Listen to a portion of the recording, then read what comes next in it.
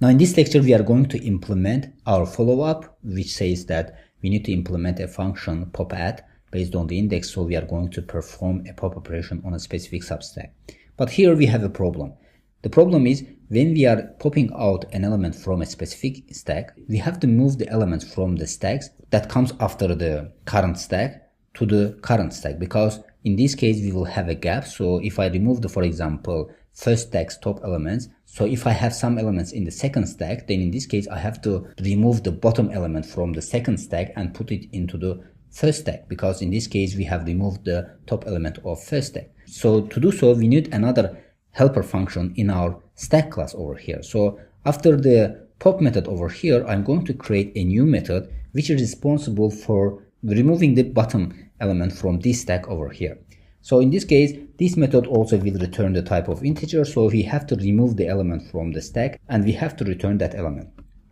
So in this case, I'm going to name the method remove bottom, and here I'm going to create a new node which will get the bottom node. So in this case, new node b is equal to bottom.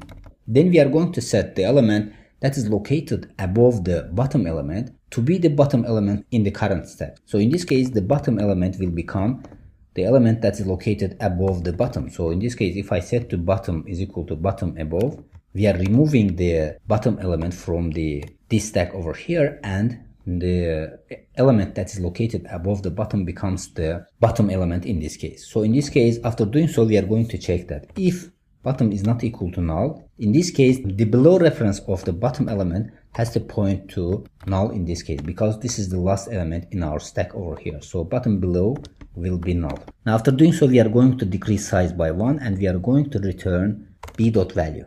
So with this, we have successfully implemented our method remove bottom element method in this case over here. So we are going to use this method inside this set of class over here. That's why I created inside this stack over here. So here, as I mentioned, when we are removing a specific stack's top element, we have to shift the elements that are located in the stacks that are located after this stack one step left. So in this case, for these purposes, I'm going to create another helper function over here, which is left shift. So this will be responsible to shifting elements one step left.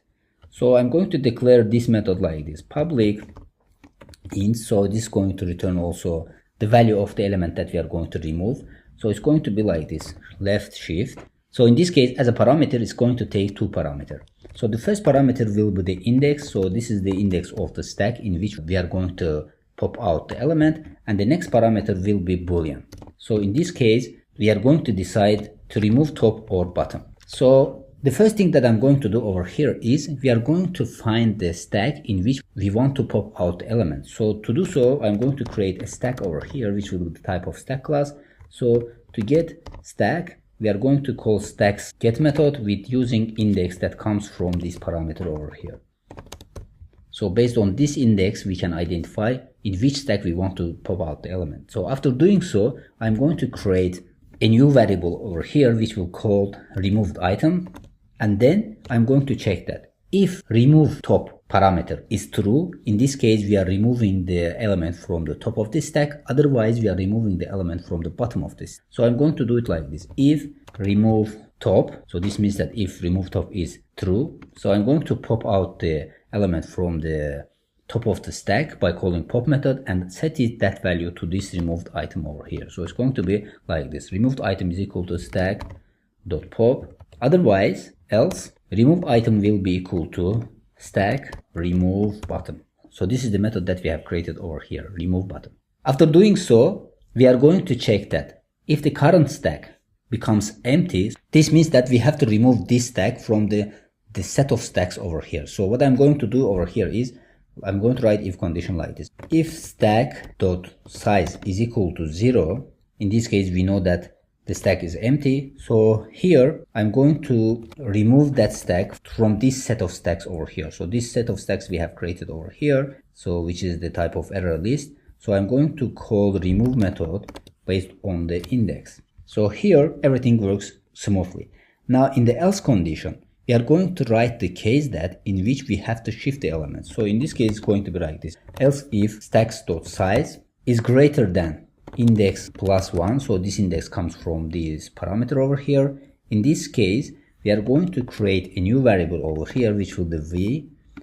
So then we are going to call this method recursively with the parameter of index plus 1, and remove top will be false, because in this case we are not removing the top, so we are removing the bottom element from the next stack, and we are going to push that element to the current stack. So that's why I'm going to call push with the value that we are getting from this method over here. So with these lines of code over here, we are taking the bottom element from the next stack and we are inserting that element to the top of this current stack, because in this case here we have removed the top element of the current stack, so this place is empty, so we have to fill it with the bottom element of the next stack. So that's why with this operation over here we are doing it. Then at the end we are going to return removed item. Now with this we have successfully finished left shift method. Now then at the end, the last method that we are going to implement, so as we said, it's going to be pop-at method. So pop-at method will be declared like this: public int pop-at. So it's going to take parameter index, so it's going to be int index. So here inside this method we are going to call this left shift method, so it's going to return left shift with the index of the index that we get from here, and top value is going to be always in this case true, because in this case we are removing the top element of specific stack over here. Now with this we have implemented top-at method over here. Now let's see how this is working in practice. For example, in this case, instead of calling pop method, if I put 0 over here for pop-at method, so in this case we know that it has to return 3 in this case. So let's run our code. So here we have an error, so I have forgotten to put stack.pop parentheses over here.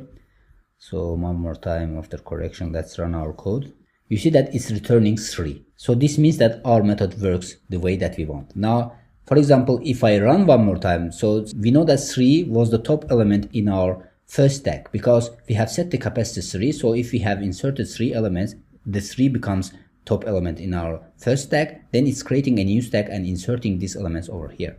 Now the interesting moment over here is, let's check that moment as well. If I call this method one more time, so in this case it has to return 4, because when we are removing the 3 from this first stack over here, 4 is the bottom element of the next stack, so it has to become the top element of the first stack in this case. So if I call one more time pop-at method, in this case it has to return 4. So let's see how this is working.